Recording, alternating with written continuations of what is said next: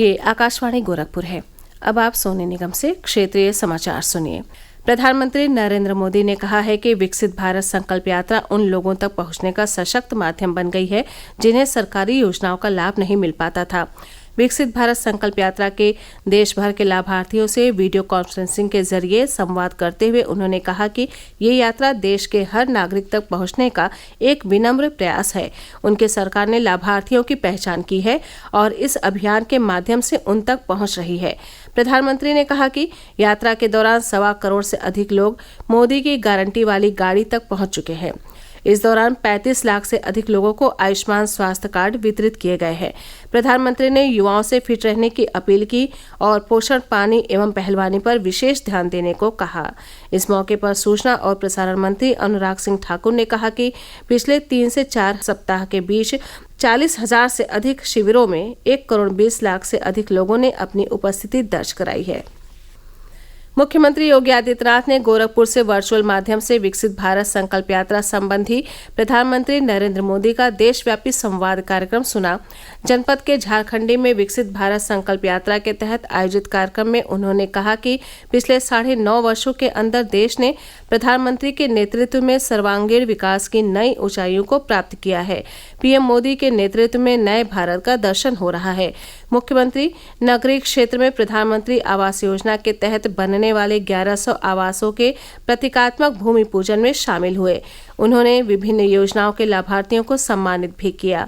विकसित भारत संकल्प यात्रा की चर्चा करते हुए मुख्यमंत्री ने कहा कि पिछले 9.5 वर्षों के भीतर देश में 10 करोड़ से अधिक गरीबों के शौचालय बनाए गए हैं।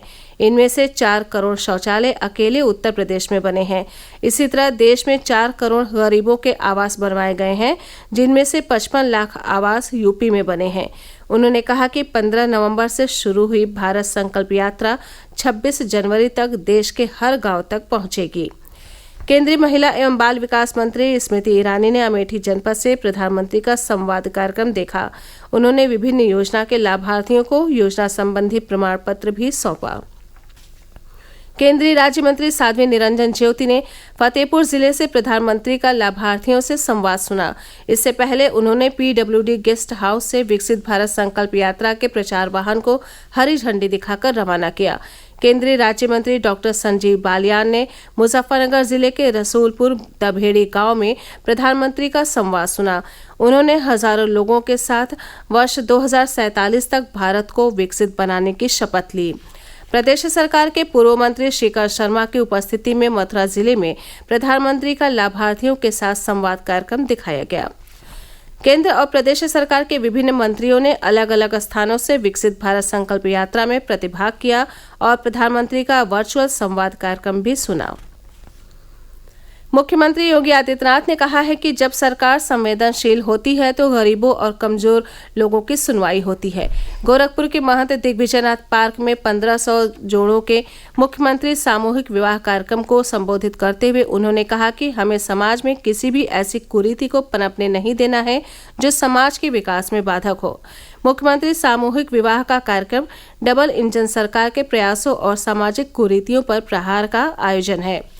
बाल विवाह से पूरी तरह छुटकारा पाने के साथ दहेज के अत्याचार को समाप्त करने की दिशा में ये आयोजन अभिनव प्रयास है। उन्होंने बताया कि इस योजना के तहत वर्ष 2017 से अब तक सरकार करीब 3 लाख शादियां करा चुकी है। वर्ष 2017 के पहले प्रत्येक जोड़े के विवाह पर 31,000 रुपये खर्च किए जाते थे, जिसे बढ़ाकर अब 51,000 रुपये कर दिया गया है। केंद्र सरकार ने अगले साल मार्च तक के लिए प्याज के निर्यात पर प्रतिबंध लगा दिया है। इसका उद्देश्य घरेलू बाजारों में प्याज की पर्याप्त उपलब्धता सुनिश्चित करना और कीमतों पर नियंत्रण रखना है। इस संबंध में विदेश व्यापार महानिदेशालय की अधिसूचना कल से लागू हो गई है। मऊ जनपद के घोसी स्थित मदापुर समसपुर मोहल्ले में दीवार गिरने की दुर्घटना के मृतकों और घायलों के लिए सरकार ने सहायता राशि की घोषणा की है। कल हुई इस दुर्घटना में 5 महिलाओं और 2 बच्चों की मौत हो गई, जबकि 2 दर्जन से अधिक लोग घायल हैं। मुख्यमंत्री योगी आदित्यनाथ ने मृतकों के प्रति गहरा शोक प्रकट करते हुए मृतक परिवारों के लिए 2-2 लाख रुपए जबकि घायलों के लिए 50-50 हजार रुपए की सहायता राशि देने की घोषणा की है। मुख्यमंत्री ने जिला प्रशासन को पूरी घटना की गंभीरता से जांच कर दोषियों के खिलाफ कड़ी कार्रवाई के निर्देश दिए हैं। इसी के साथ ये समाचार बुलेटिन समाप्त हुआ। नमस्कार।